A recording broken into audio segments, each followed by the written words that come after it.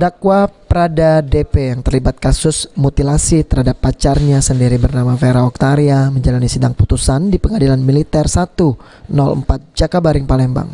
Dalam putusan ini langsung dibacakan oleh Hakim Ketua Letkol CHK Muhammad Hazim, di mana terdakwa sudah dikenakan hukuman seumur hidup dan dipecat dari TNI Angkatan Darat dikarenakan terdakwa terbukti melakukan pembunuhan berencana yang dikenakan pasal 340 KUHP. Pangkat Prada NRB 319049211297 terbukti secara sah dan meyakinkan bersalah melakukan tindak pidana pembunuhan berencana. 2. Memidana terdakwa oleh karena itu dengan 1. Pidana pokok penjara seumur hidup. Pidana tambahan dipecat dari dinas militer.